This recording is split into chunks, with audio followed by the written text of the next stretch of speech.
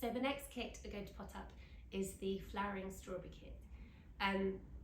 Now we bought this back again, we sold this last year. It sold out so quick. You guys really enjoy planting strawberries, enjoying strawberries, growing strawberries in the home and in the garden. So we've got it for May this year. And it comes in this scalloped 10 centimetre tall pot, one of our sort of sellout pots, one of my favourites. I've probably said this quite a few times before, but I use it in my own home for things like makeup brushes, not just plants. But yeah, it's a really, really lovely pot. And then you will have your flowering strawberry. I say flowering strawberry, when it arrives, excuse me, it's unlikely to be flowering at this point. As I said about the bacopas and the herbs, they come in to us at Hello Petal, and then we get them right out to you so that you enjoy them, you get the benefit of them, not us. So it won't be flowering yet. Give it a couple of weeks and it will be. So it will come nice and fresh, ready for you to enjoy and to just enjoy watching it grow, which, you know, is part of it, isn't it? It's the joy that you get from planting something yourself and then looking after it, nurturing it and watching it grow. In my opinion, not many things are better than that. Okay, so you'll have your strawberry plant, your compost, moss and your gravel, and your pot, of course. So you need to add in your gravel first. So just add in all that's in your kit in a little brown paper bag. That just goes in the bottom of the pot and it's on its saucer. The purpose of that is to provide the drainage so that your strawberry plant roots aren't just sort of sat in water for a prolonged period of time. Excuse my awful voice. So on top of that gravel, I'm going to add in our compost, which has got lovely horticultural grit in it, so it's really good for drainage. And then we're going to water and then pot up our strawberry. So we're just taking it out of its pot and then simply, so simply, popping it in. Now I'm then going to gently press that compost down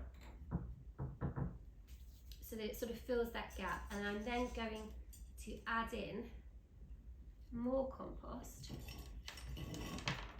around the base of the plant. So just being careful of those leaves around the base, and then just sort of gently pushing that down, and you will see inside all those new leaves that are just about to kind of shoot up and flower. Okay, so that's all you do in terms of the compost. And now we can add in our moss. So you'll have two different types of moss. You'll have your flat moss, which is this sort of woodlandy kind of moss. And then you'll have the dry sphagnum moss, which is like a two-tone, sort of really textured, sort of organic moss.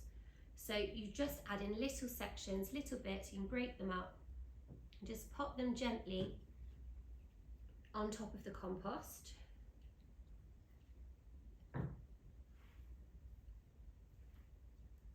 You can let it sort of trail over the side of the pot if you want to. But it just finishes the potting up beautifully and stops the sort of moisture in the soil from evaporating so quickly, especially when hopefully we get some warmer weather. Okay, and that is basically it. So simple. In terms of looking after your strawberry, it needs to go somewhere sunny if you're keeping it indoors. So a windowsill is perfect, or a shelf where it gets some nice sun. It can then trail and drape as those flowers bloom. You will then find that they will then produce strawberry fruit. I know it sounds ridiculous because obviously that's what's going to happen, but it still blows my mind. I don't know why I find it so fascinating. Although if I didn't, I'd be in the wrong job. But it will produce flowers first, and then with sort of some lovely bright sunlight, it will produce strawberries, and they should then ripen.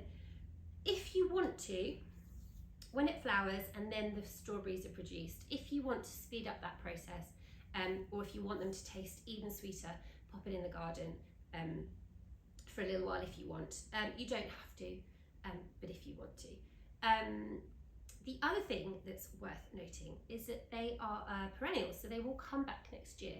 So, but not if you keep them in the pot. Sorry, I should say, don't keep them in the pot. Once summer is over and you've enjoyed your strawberry indoors or in the garden, pop it in the ground. It will die back, but then it will reshoot next year. But it has to be in the garden for that, obviously, because it just needs to be outside over winter. But yes, hopefully you will be able to get strawberries next year from your little flowering strawberry. So that's about it. So keep it somewhere bright, sunny indoors. Keep the soil damp, don't let it dry out. So water it probably every sort of 2 to 3 days. See how it feels, see how it looks. It will give you an idea of when it needs to be watered. Don't let it dry out, because then the first thing that will go is that the flowers won't ripen into strawberries. So just make sure it doesn't dry out. So keep the soil damp, nice and sunny spot, and that's about it. Super easy. And then when the season is over, pop it in your garden, just stick it in the soil. You know, super easy, and then hopefully next year it will come back and you'll be enjoying strawberries next year from this lovely little flowering strawberry plant.